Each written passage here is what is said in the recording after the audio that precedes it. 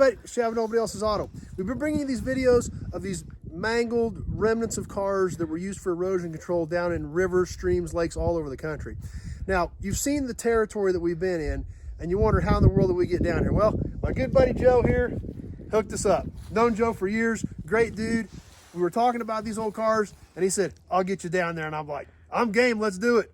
So he said, meet him at noon today. There we were, and he unloads this beast. So, Joe, tell us what you've got to get us down here, because obviously we weren't coming down here on a bicycle. Several years ago, I bought the chassis from a gentleman out of Tulsa and stripped it all back down and added my drivetrain underneath it, which is a GM 14-bolt rear, an off-breed high pinion 60 front with RCVs. It's got a 3-speed full manual, reverse pattern, turbo 350, Atlas 4-speed, and the best part is the Mass Motorsports 550 horse LS3 that's underneath the hood. So obviously we got some meat here to get us through what we're seeing behind us. B-locks, monster tires. So obviously, was this a Jeep originally, or kind of a Jeep, or? It's got a VIN plate off a Jeep on it now. It's got some pieces of Jeep still on it, looks like, so. Yeah, we got a several group of us here around the area, and then we go to Colorado, we've been to Utah, Arkansas, Oklahoma. We go all over and put these things in places where you're really not supposed to go. Well, to start off with, let's take a peek inside. Tell us what we've got inside of this thing to make this thing get through this stuff. We got containment seats, basically. Well, they're not technically containment seats, but suspension seats with full harnesses, harnesses, front and rear. Do you need these? Yes. At times, yes. These have been. You're saying at times. As you see, it's been on its roof a couple times. It's I got the TCI shifter in it. I cut out the reverse lockout on it because there's times you're climbing certain hills or obstacles and it wants to flip backwards and you got to be in a hurry and grab reverse. And that's come in handy a few times. And then, of course, your basic switches, gauges, and everything, your standard dash panel up here. Yep. No, there's no heater or air conditioner in this one. So, quite a beast. Let's take a peek under the hood while we're here. Sounds good.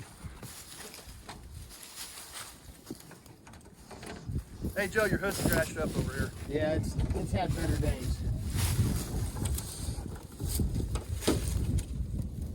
Okay, so we don't have a stock Jeep powertrain in here. So this is an LS3, you said? Yes, sir. Obviously naturally aspirated. Yes, sir. Cammed and tuned and everything. Yes, sir. Dynoed. Yep. Yeah, you said it dynoed at what, 550? 550. Okay. So that explains a little bit better as to how we can get through this stuff to get down here to show you some of these cars.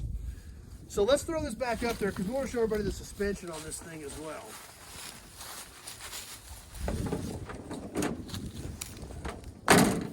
We better put the hood pins back in now because I wouldn't want to forget to do that.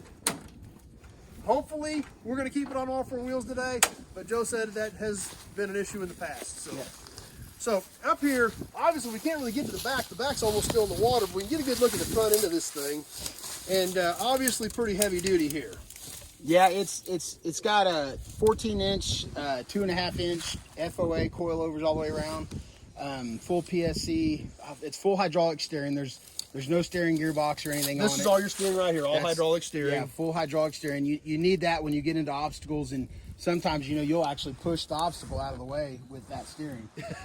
But that's why it's got the heavy duty knuckles on it and everything, because you don't want to be in the middle of BFE somewhere and break off the knuckle. When you look at the steering on this thing, I mean, that's pretty stout stuff.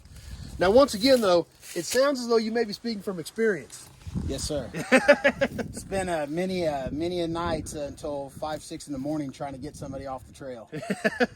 Obviously, you got a winch set up for it, good lighting, super heavy duty monster here. I mean, look at the reinforcement on this axle housing. Yep, and those tubes on that axle housing, that's an all custom front end. It's got a 1/2-inch thick tubes on it, so they're built. And then we also have lighting that's underneath the. We call them rock lighting. It's got a light here, it shines down, one in the back. That way, when we're wheeling at night, you can see where your tires are going and where you're at, or if you have to work on the vehicle. I see. Obviously, custom side panels. You call it the lunchbox. Yep. Was that your idea? Kind of the kids. I see. The kids now. I mean, the shark was my idea. You know, I used to love Saving Nemo. The shark Oh, on yeah. Saving Nemo. So the shark was my idea. So yeah, quite a beast here. I don't know if we can get back here a little bit without falling into the water, but there's our friendly shark right there. I guess we can kind of get around to the back. And we see your fuel cell, fire extinguishers, all kinds of stuff back here. Obviously, you even got your businesses on there. Don Pipe Testing, Charlie's Place. So anybody that ever comes by to pick their parts or cars up at the yard, swing by Charlie's Place for a drink. What's this rear diff, Joe? That is a GM 14 bolt out of a 1-ton GM truck. I believe it was an 86. And then what I did is I shaved the bottom side. I'll get around here in front of you.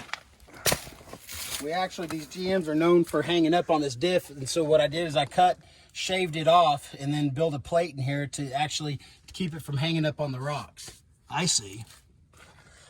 Disc brakes all the way around. Yes, sir. Nothing that's not heavy duty on this monster. No, everything's built or aftermarket. You got a little bit of shock travel. Yes. I don't like being the guy that breaks down the trail.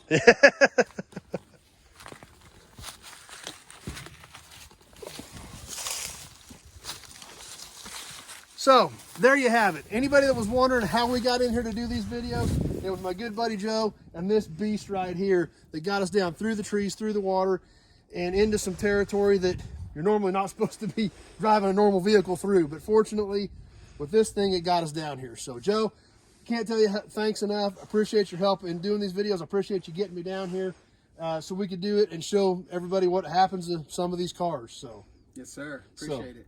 That's what we've got for you today. I hope you liked it. I'm sure some of you probably seen this in the background of some of the river car videos. I knew you were going to have some questions. I knew we had the guy here to explain it to us, so we definitely wanted to bring that to you as well to clarify how in the world we got down in here to do this. So that's what we've got for you tonight. Hope you guys enjoyed it. Thanks for watching, everybody. We hope to see you soon on the next video.